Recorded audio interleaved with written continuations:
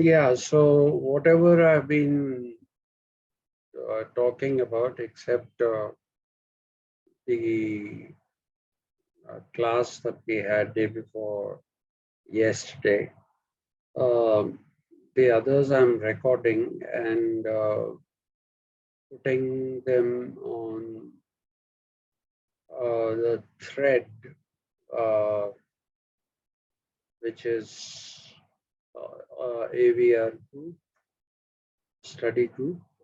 So if you want to access, um, if you want to access any of the older lectures and all that, what you can do is you can simply click on those and go into my YouTube channel, um, or if you want, you can just go type A.V. Satish Chandra YouTube channel. That will also take you there.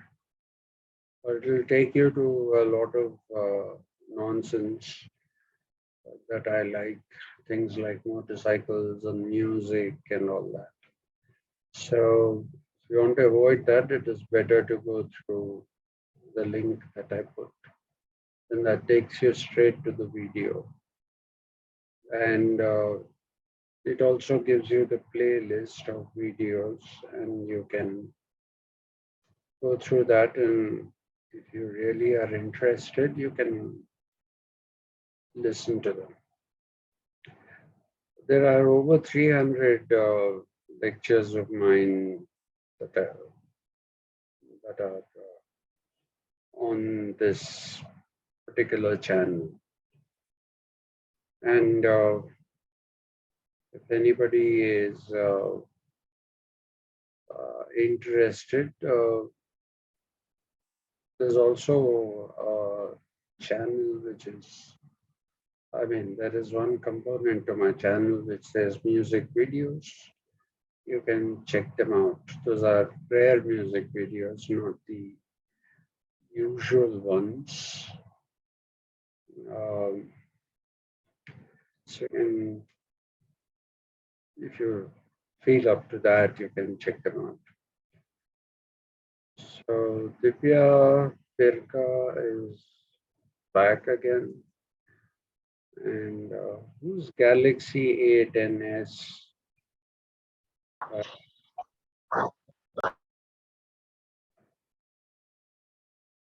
I feel waft teaching a galaxy.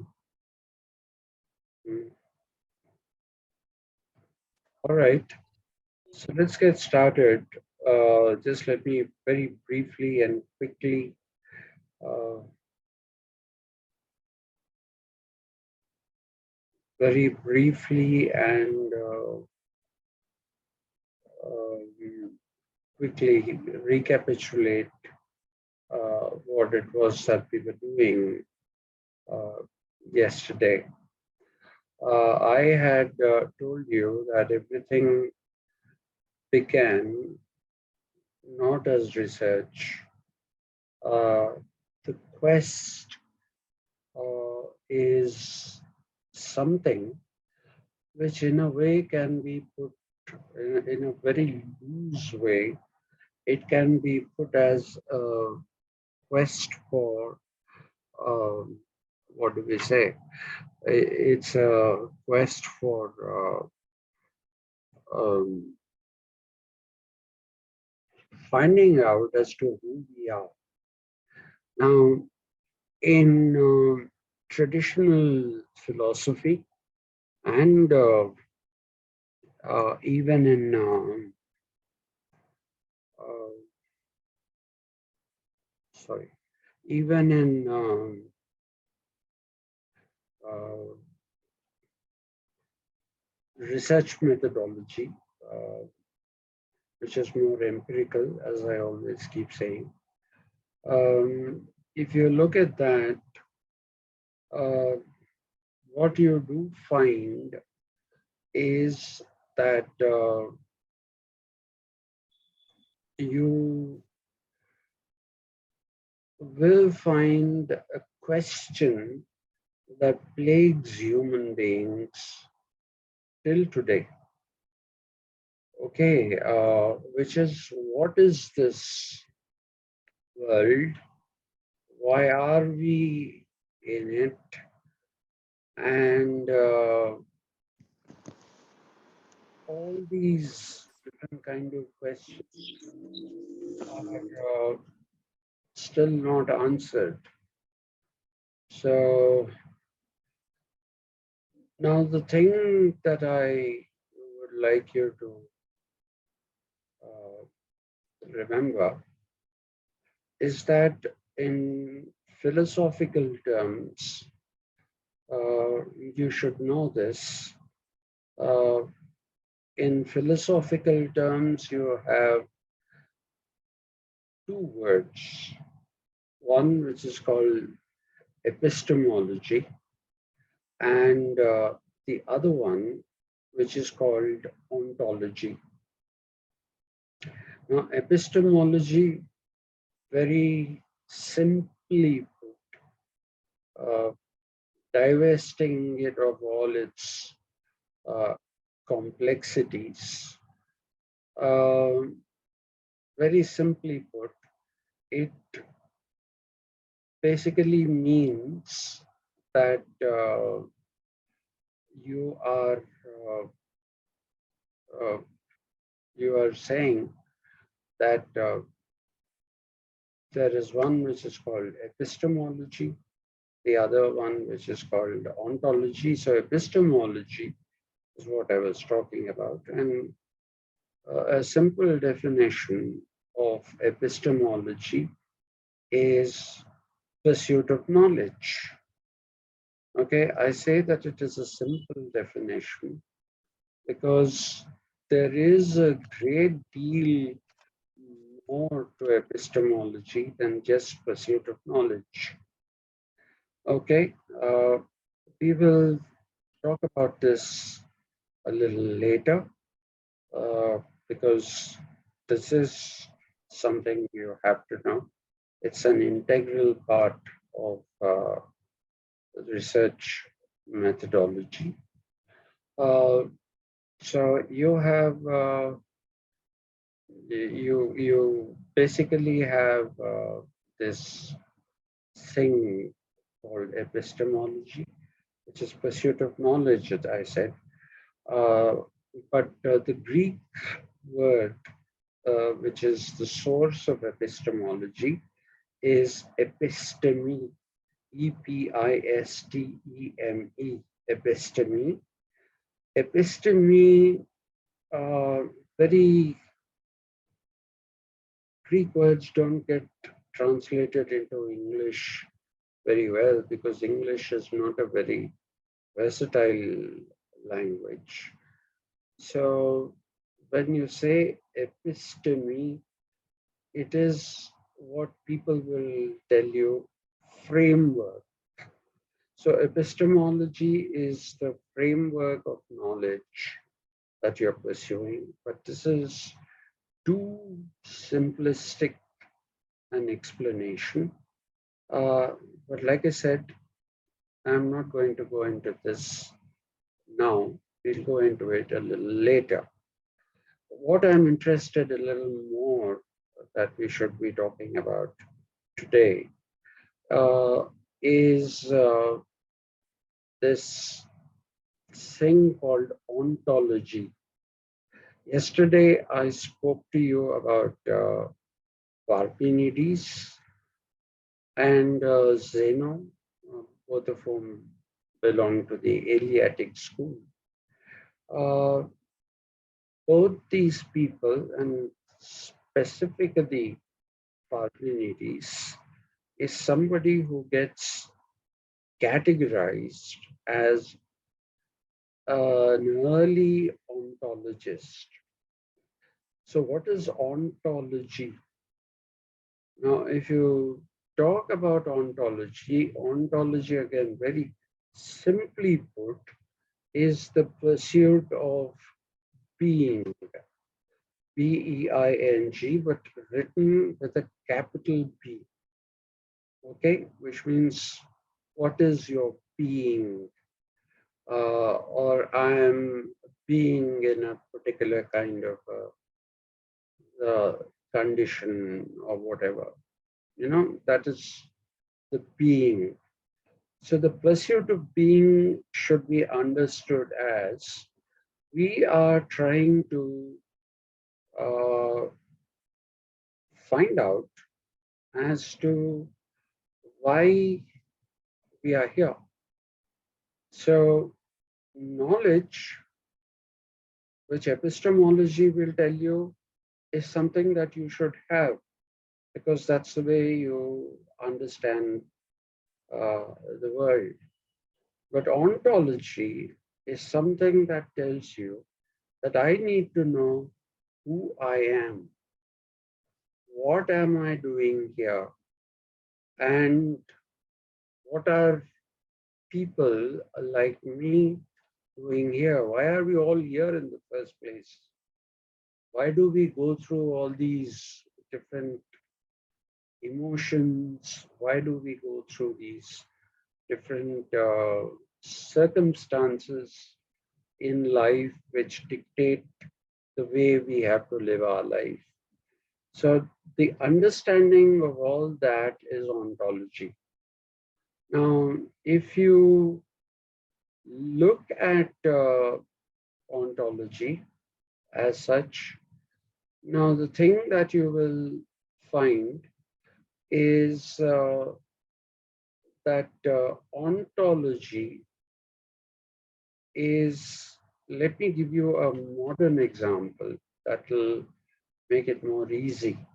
One of the most well-known modern ontologists who was there in the 20th century is Martin Heidegger. I don't know how many of you have heard of Martin Heidegger. Heidegger.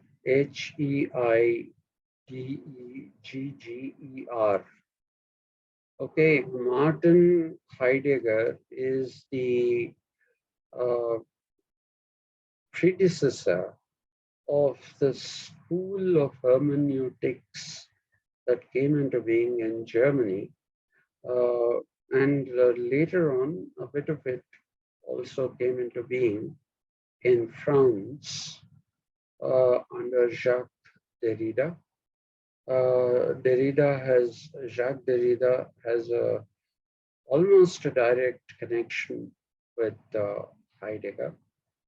But what Heidegger tries to say is our being born is like being thrown into a forest.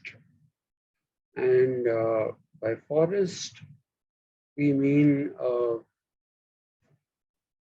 thick, lush forest.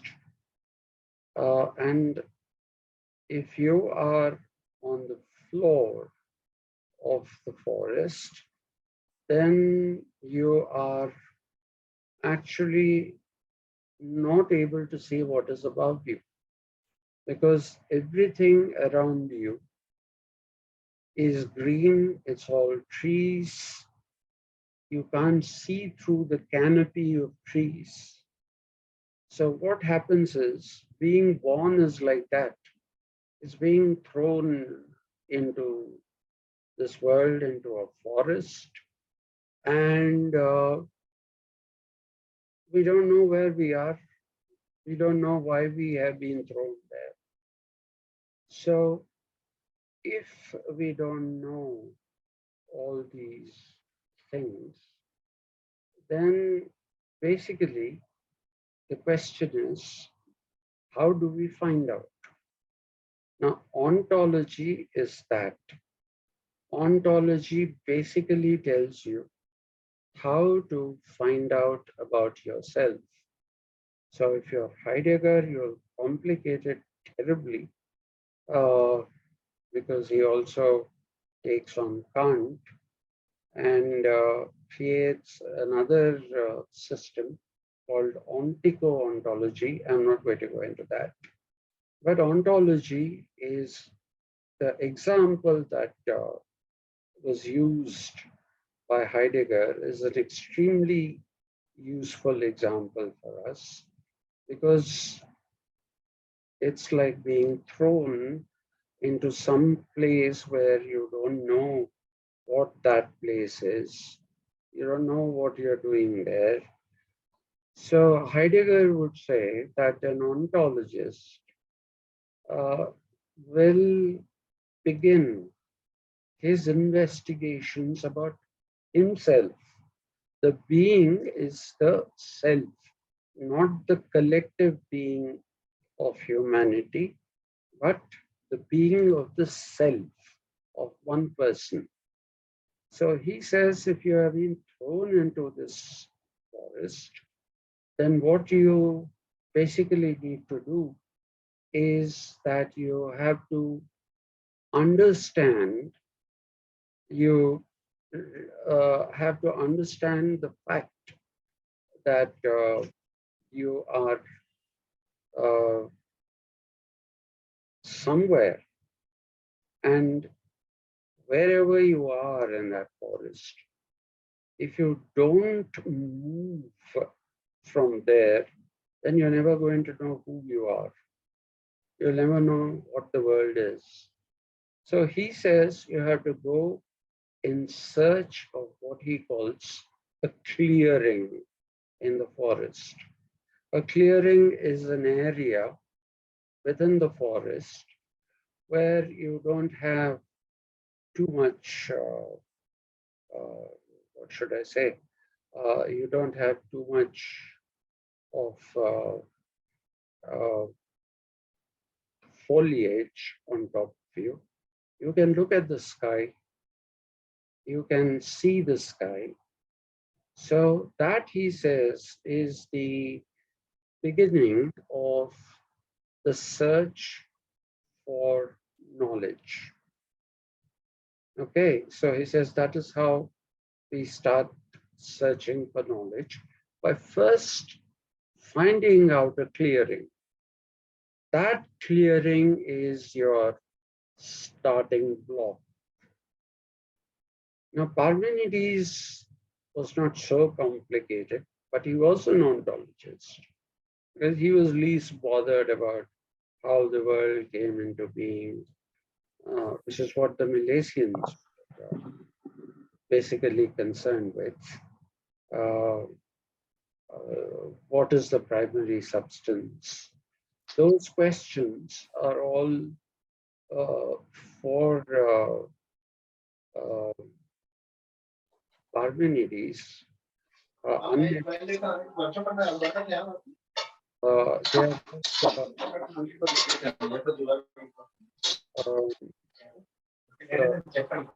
వర్షం వల్లనా ఇంత disturbance?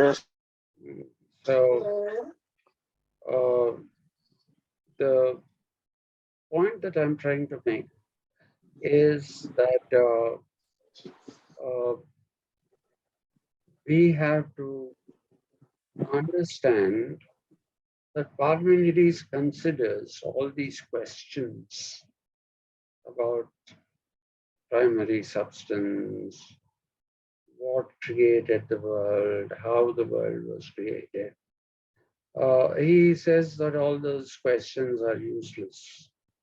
Ultimately, what we need to find out is who we are and why we are here.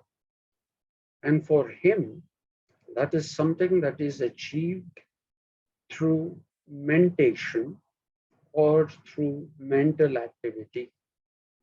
So I gave you the examples yesterday, especially the argument that was there between Epicurus and Parmenides. Epicurus said you don't step into the same river twice. And Parmenides said if the river is flowing, uh, it shouldn't be there always. It should flow somewhere, it should go somewhere. Something is moving. So now the thing that we need to remember, why am I getting all these notifications? Sorry.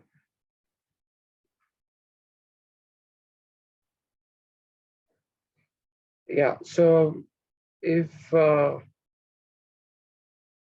you are looking into the world, it is the self that you need to know about. You need to know about yourself.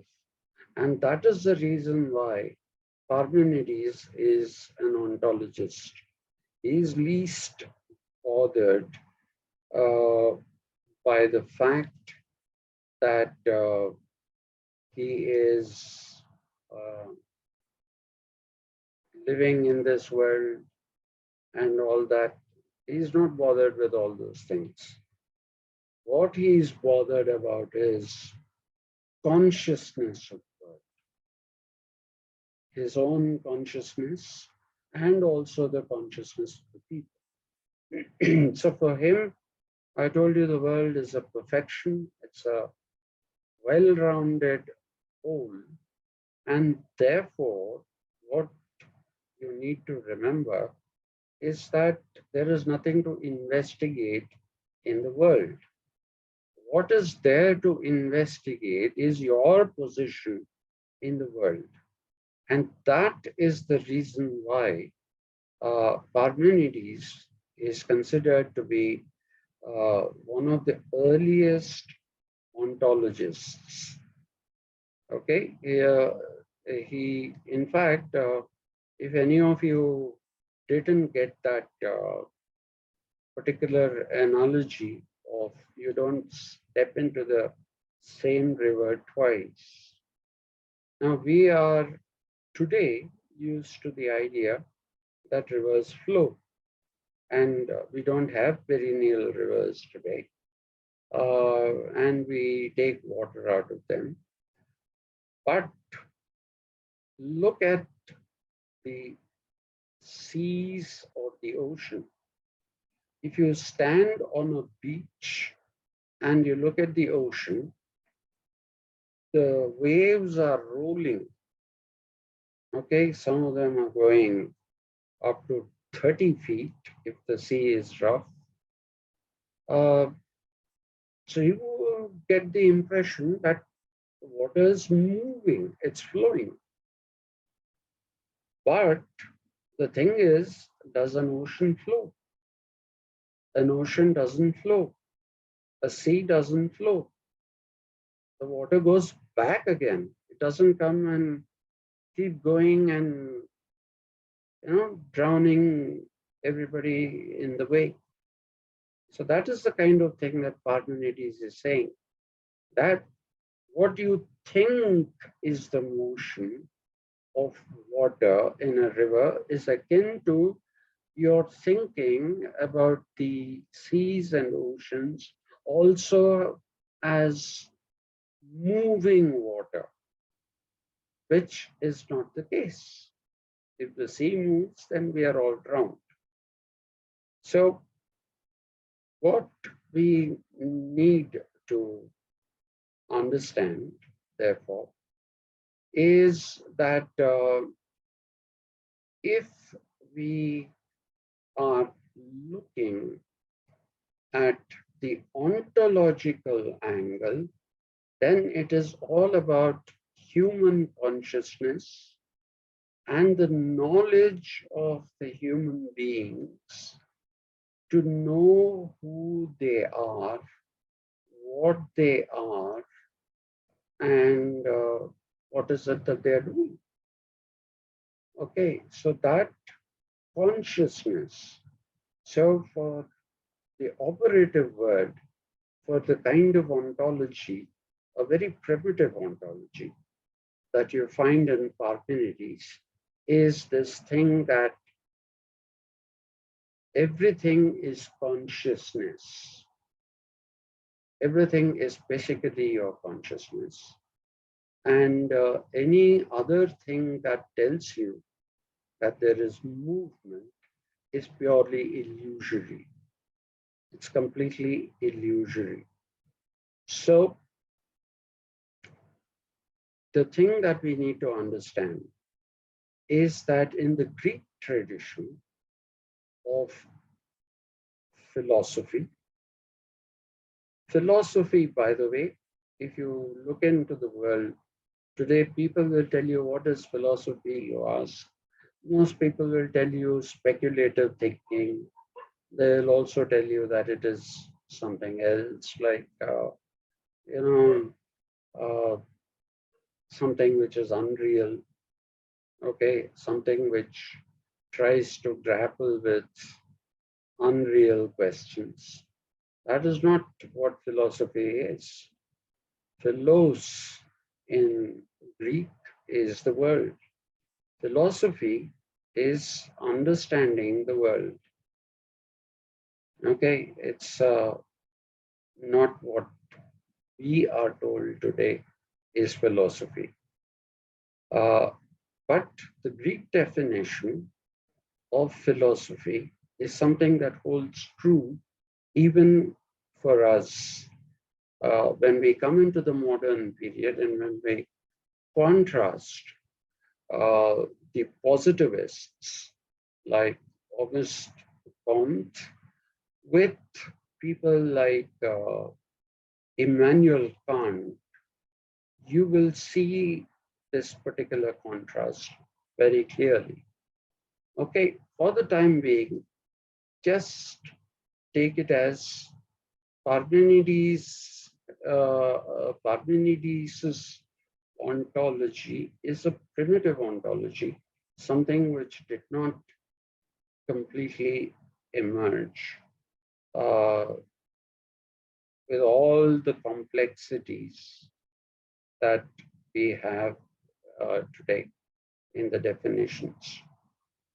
So if you find the explanation that Parmenides is an ontologist, please don't think he's like Heidegger. Heidegger's ontology is a lot more different. Though the starting point is the same, but the way the routes that they choose to travel are two different routes. Anyway, so while the Greeks were searching either through epistemology or through ontology, and after that, I told you, the Romans basically, if you look at the Greek period, by the way, you look at the Greek period in three different ways. The first period of ancient Greece is that which started with the Milesians, that which went through Parmenides, Socrates, Plato. Okay, actually not Socrates and Plato, up to Parmenides and Zeno, let us say, and even Heraclitus. That is the first phase. The second phase is the Athenian phase. People will tell you all things about how wonderful ancient Greece was, but most of the wonders of ancient Greece are those that we find in the Athenian times. Though the Milesians were there were three of them. The Eleatics were just two of them. But when you come to the Athenian period, where you find the sophists, who were called sophists because they were worshippers of the goddess Sophia. And Sophia is the goddess of learning. So the sophists, Plato, Socrates, all these people reflect the second uh, part of the Greek period. And these are the bright spots. What followed after Aristotle and uh, some of his students like Theophrastus, Eratosthenes, some of them did try to take this tradition forward, but you enter into the third phase. The third phase is called the Hellenistic phase, Hellenistic. The Hellenistic phase is that which shows to us the decline of ancient Greece. Okay, all these searches that you found in the earlier two periods, they are all given up. Those kind of pursuits are all completely given up by uh, the Greeks. And it is called Hellenistic because it is near the Hellenese region. Uh, and also the sea then at that time was called the Hellenistic Sea. So you see the emergence of pessimistic schools of thought. You have the skeptics. The skeptics believe that we could possibly never have knowledge of the world. Okay, so they basically were saying, we try, we think we know the world, but do we really know it? And more importantly, can we really know it? These are the questions that the skeptics asked. Then you have the Stoics. Today, when somebody bears pain and suffering with Stoicism, as you would say, that is because of what the Stoics in the Greek period were saying. In the Greek period, they said if there is suffering in this world, there is suffering in this world. You can't get rid of suffering from the world. Okay, very Buddhist sounding kind of thing. And they basically say that the world we don't know about, we cannot know about, we don't know why, what makes us suffer. So if we have to suffer, there's no point in complaining. We just sit down and suffer and go ahead with our lives with all these sufferings. Okay, for example, I take myself as a Stoic because for the past many years, I have become the repository of various different forms of chronic illnesses, and I don't keep good health. But I take it as well, my friends have all migrated to the US or to other cities in India. But my illnesses, my diseases are not going to ever desert me because they're chronic, they're going to live with me for as long as I am alive. They are there. So I see them as my best friends. And I say, so I have all these best friends. And therefore, there's no need for me to sit and feel self pity and all that kind of stuff. Let me just go ahead and do what I have to do in life. And I had set out with a purpose uh, of becoming a teacher because it appealed to me because there are very few good teachers anywhere. Uh, Even in the USA, I've been to many US universities. You have mediocrity, which is supreme. And even universities like JNU, University of Hyderabad, they are also repositories of mediocrity. So now I see in Osmania University, there are no teachers, leave alone good or bad. There are no teachers. Some of you who are JRF scholarship holders pursuing your PhDs, you're being sent to teach. But you have not been oriented into that. Nobody has told you that please read up these books in case you want to uh, teach this particular paper. People will, I don't want to teach this paper, so what do I do? The best thing is just give it off to a part-timer who's a student. And if you do that, then that person will take care of the class. So we don't really even have teachers. And I was very shocked that people are not doing something that is mandated by the UGC. The UGC now says that if there is no MPhil course, if there is a PhD course, then you need to do what is called coursework, which is you have to study research methodology, you have to study one or two papers which fall under your specialization. Suppose you're doing international relations, then you're supposed to study, there's supposed to be a curriculum, which none of you have seen, I'm quite sure. Okay, so the other day I was speaking to the principal. I said, what is happening? Why is it that nobody is teaching? He said, there is no one to teach.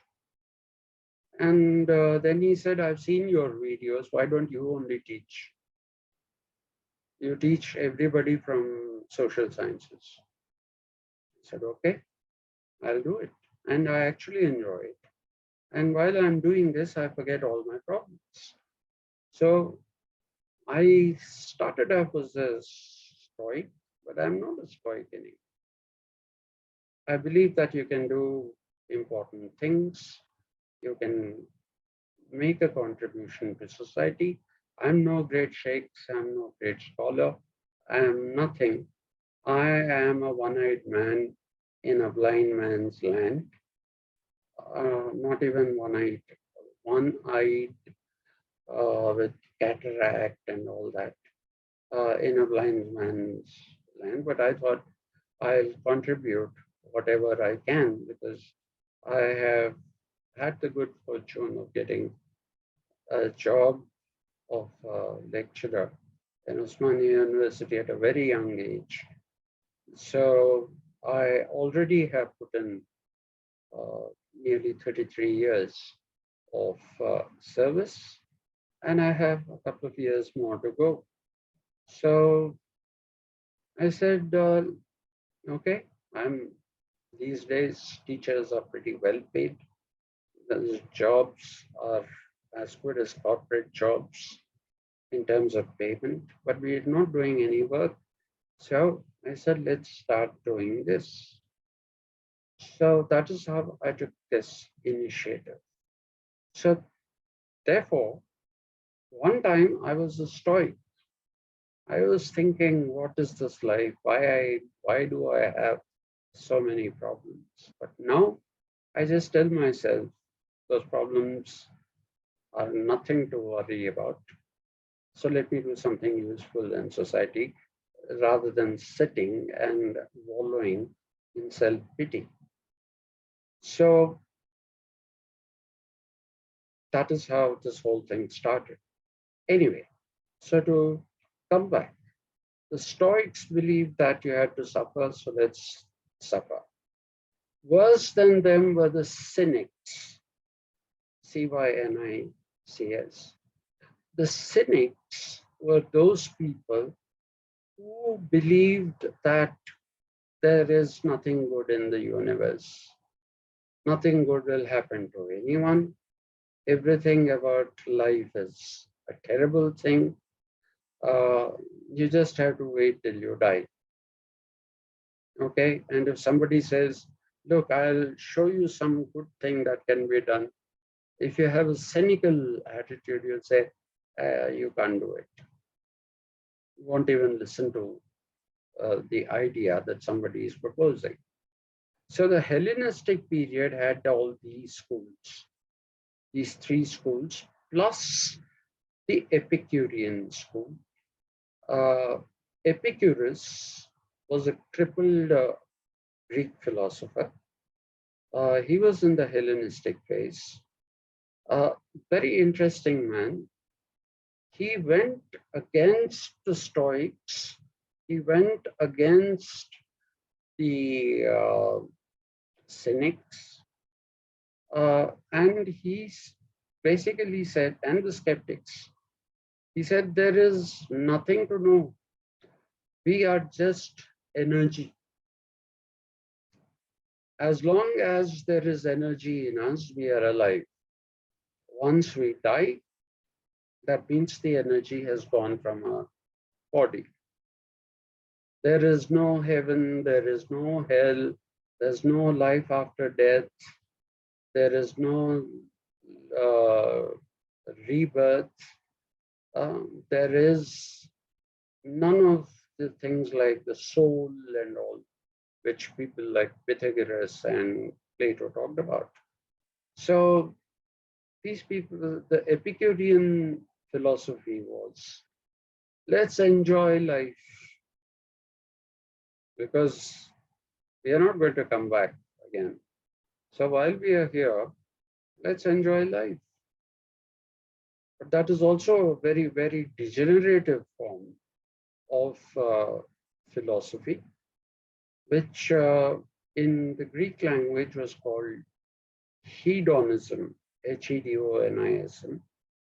And please, I ask you all, do not use the word hedonism in the context of Bentham or in the context of any of the modern thinkers.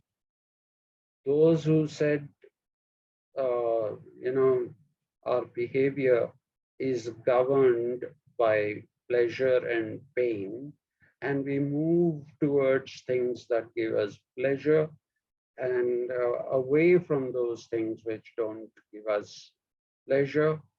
So we say that these are,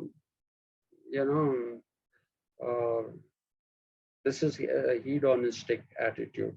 It is not. The pursuit of pleasure is the pursuit of pleasure. If you like drinking a can of Coke, if you drink a Coke and you enjoy it, that doesn't become hedonism.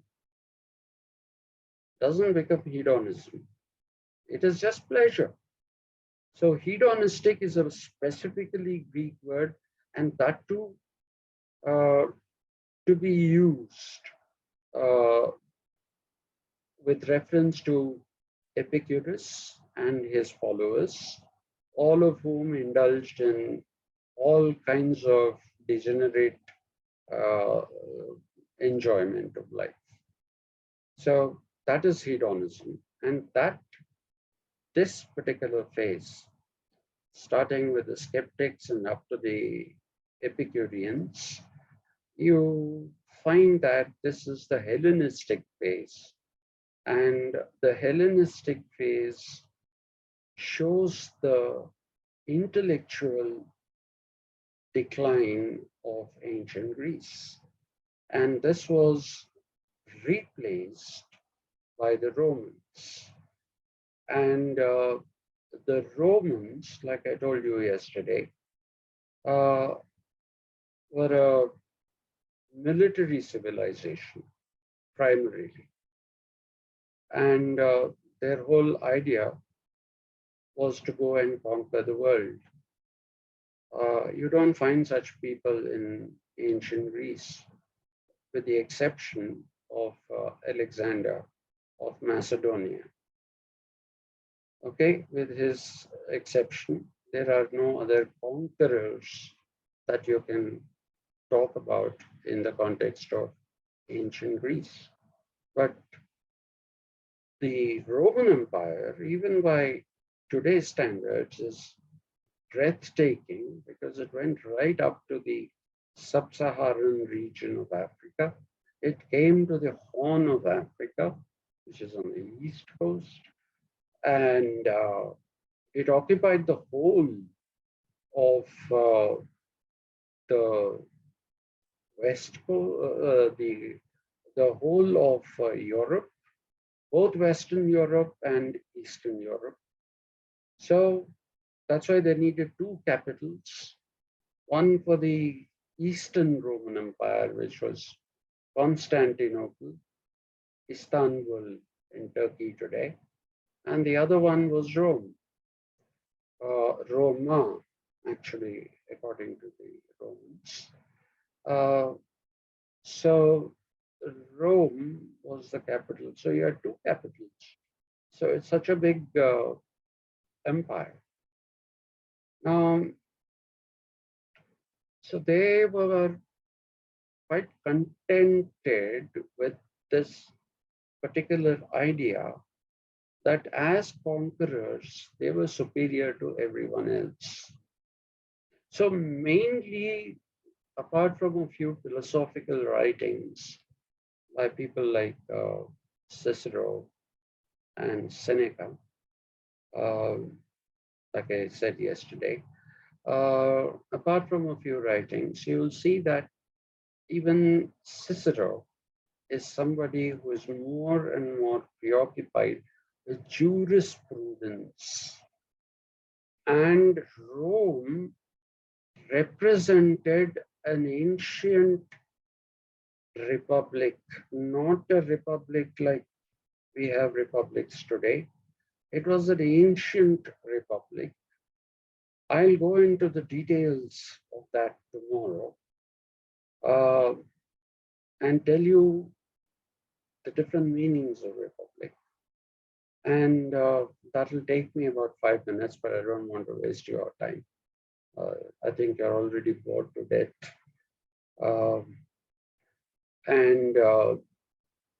So tomorrow we'll just pick up a little bit about the Roman Empire and then go back to where we had reached yesterday, the whole idea of the emergence of research, research from search. That is what we were talking about when we talked about the biblical hermeneutics. So we'll return back to that, but it's not something that I'm going to do in detail now. Hermeneutics we'll do in detail a little later. I'll just set the context for research, and then we go into science and methodology. Okay, what is science? Why did it come into being? When did it come into being? And what is methodology? Please remember that the birth of research and methodology are not simultaneous. The birth of science and methodology are not simultaneous.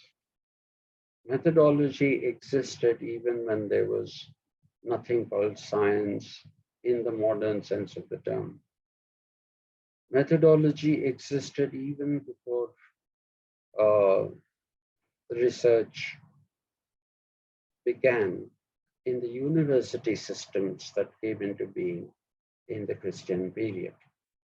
So, thank you so much for putting up with me. I hope you're not so put off that you're going to disappear, which will then defeat the purpose. Then I'll get depressed. I'm sure I'll get back into stoicism and say it's not worth. Let me also just sit back put Netflix on and watch meaningless horror films. When I was young, I was scared of horror films. Now I'm addicted to them because they are the best comedies that I actually have seen. All the horror films that I've seen are absolutely repositories of comedy. So, thank you very much. Tomorrow we'll pick up that and we'll also get back into the problem of language, which I had talked about day before yesterday. We'll pick that also up. Okay, so I hope you'll come back and thank you very much for turning up today. I'd really appreciate it if you turn up a little more frequently, regularly, that is. And if you can call more people, I'm not trying to build my popularity here. It's just that research scholars, you don't know what is research. So that's not your fault. Nobody's teaching you what it is. And so I'm going to tell you this story, the initial part of it. I'll tell it to you rather elaborately. Because if you understand the first part of this whole thing, then whatever came later, positivism, empiricism, and again, a return to grand theory, all those things you'll understand much, much better if we get the foundation right. I believe in the fact that a good foundation will generate a good superstructure and a good building, a strong building. So it is for that reason that I'm asking you to come. Thank you very much. I've exceeded my time today, but tomorrow on I won't because some of the BA girls have wanted me to take a Western political thought classes for them because whoever is teaching them right now is not doing it satisfactorily, is what they said. BA political science honors girls. So they want me to do Western political thought. So after you, I have to meet them as well. So I'll shut up much earlier tomorrow. Thank you. See you again. So Thank you, sir. thank you. Thank you, sir. Thank you, Daniel. Thank you, sir. Hello. Thank you, sir. Thank you very much.